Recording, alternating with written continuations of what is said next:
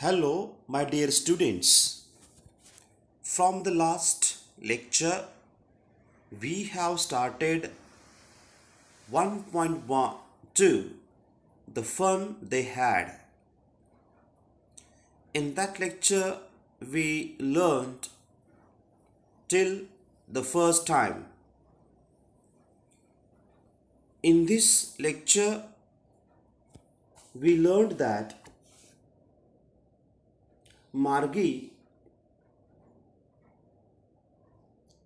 wrote about in her diary on the page headed 17 May 2157 that Tommy found a real book. विद्यार्थी मित्रांनो, आपण पाहिलं last लेक्चरमध्ये की जी मार्गी आहे ती आपल्या डायरीमध्ये 17 मे 2157 असं टायटल टाकून किंवा हेडिंग लिहून डेट टाकून पुढे लिहिते, Tommy found a real book. आज टॉमीला खरेखुरे पुस्तक गवसले, सापडले.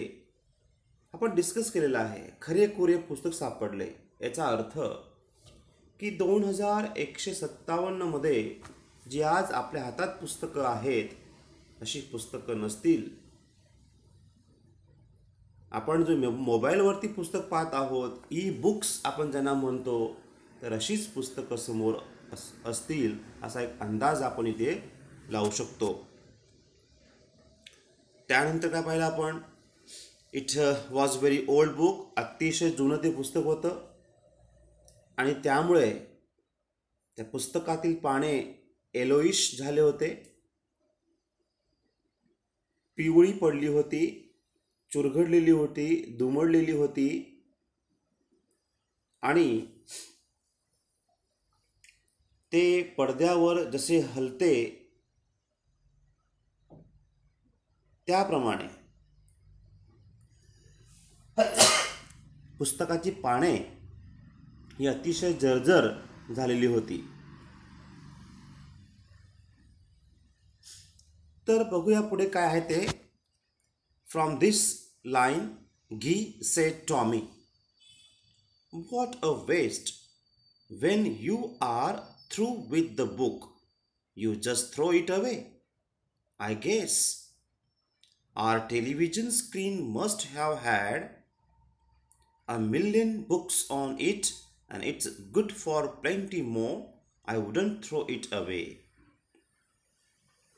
पहा, घी said Tommy.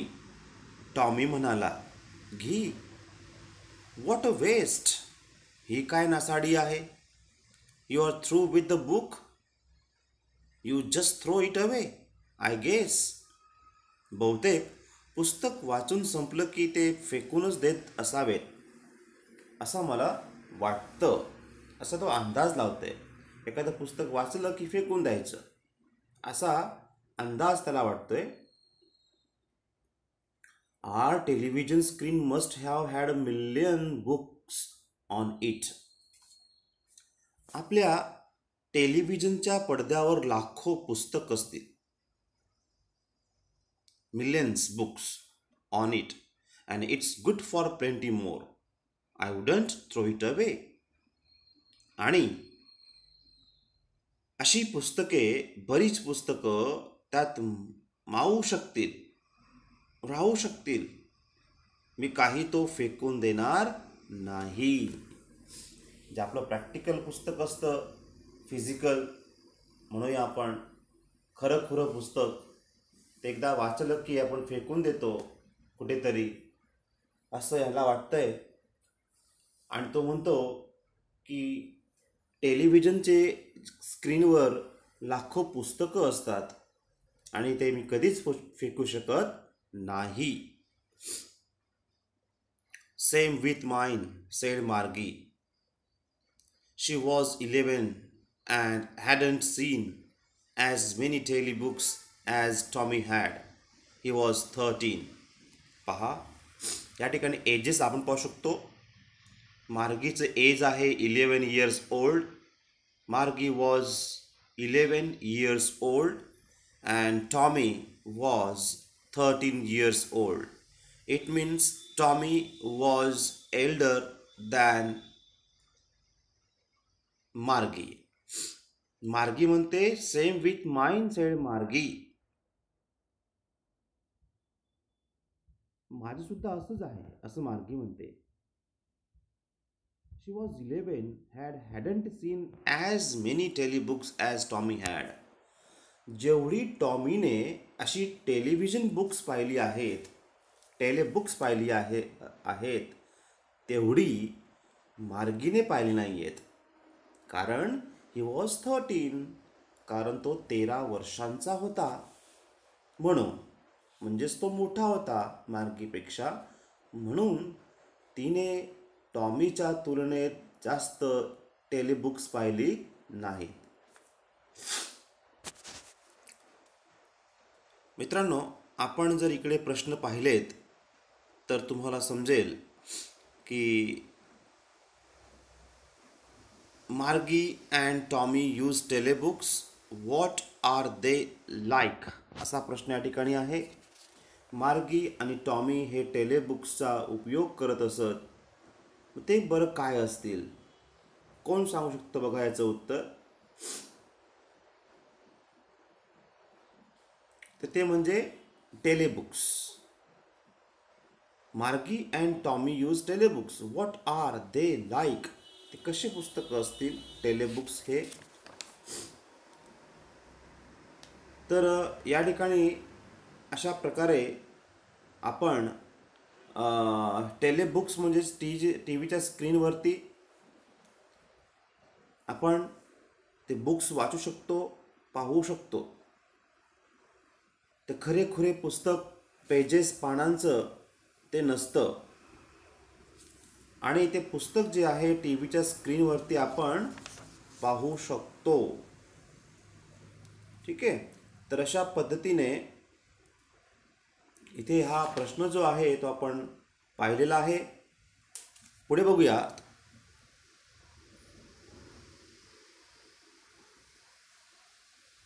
She said, where did you find it? ते तुला कोठे सापडलं? मित्रांनो, हे वाक्य बघा आणि ह्या वाक्याचं डायरेक्टचं इनडायरेक्ट करायचं आहे. महत्त्वाचं वाक्य बघा, समजून घ्या. हे जे वाक्य आहे ह्या वाक्याचं इनडायरेक्टमध्ये करा. कसं करणार पहा सांगतो. तर मित्रांनो, इथे शी सेड हा रिपोर्टेड स्पीचचा भाग आहे आणि wear did you find it हा रिपोर्टिंग, शी सेड हा रिपोर्टिंग वर्बचा भाग आहे आणि wear did you find it हा रिपोर्टेड स्पीचचा भाग आहे.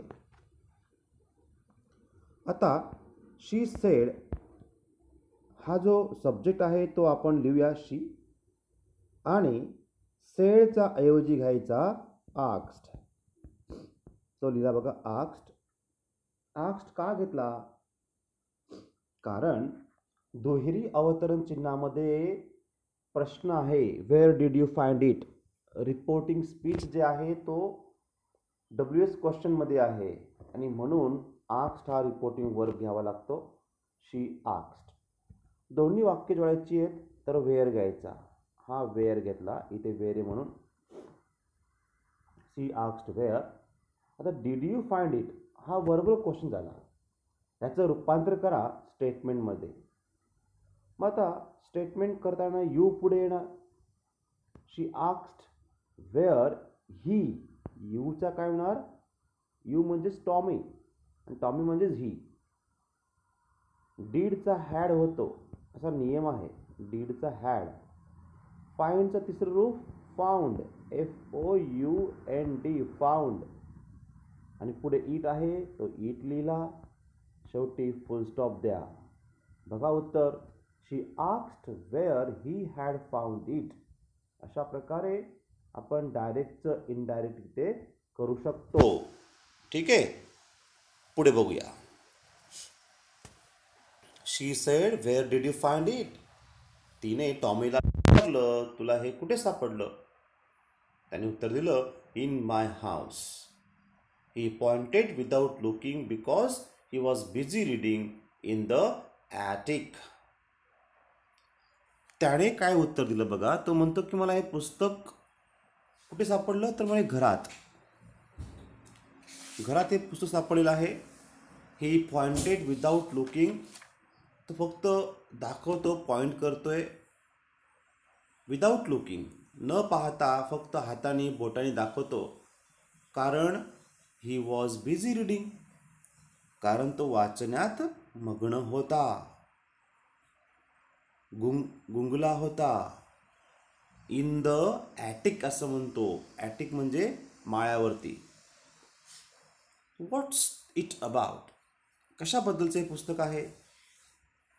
मार्गी म्हणते स्कूल. त्याने उत्तर दिलं स्कूल. पुस्तक जे आहे ते स्कूलबद्दल आहे.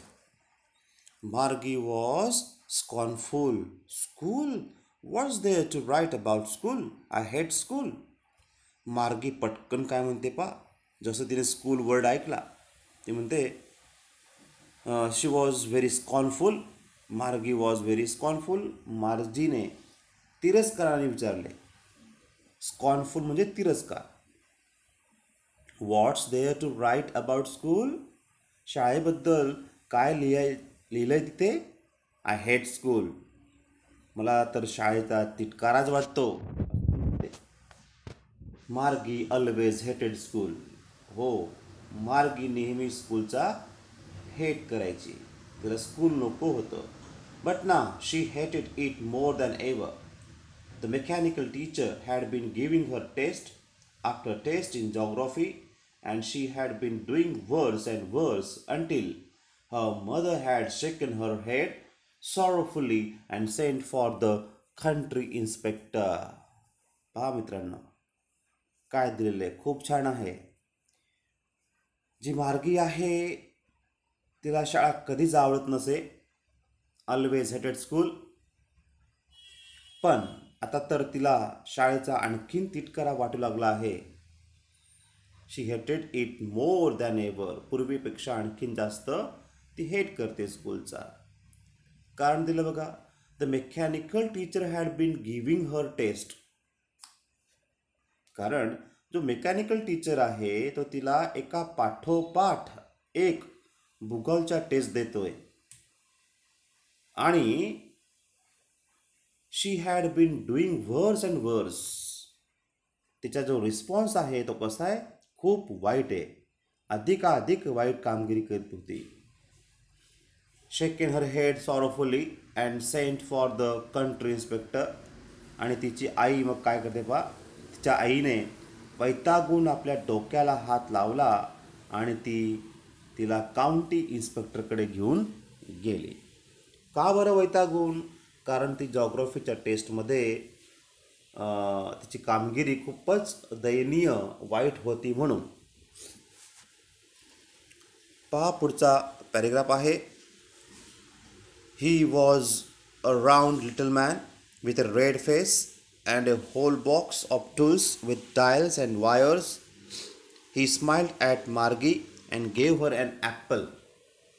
Then took the teacher apart. Margie had hoped the wouldn't know how to put it together again, but he knew how all right. समजून का मित्रांनो? He was a round little man. कसा तो व्यक्ती होता? County inspector.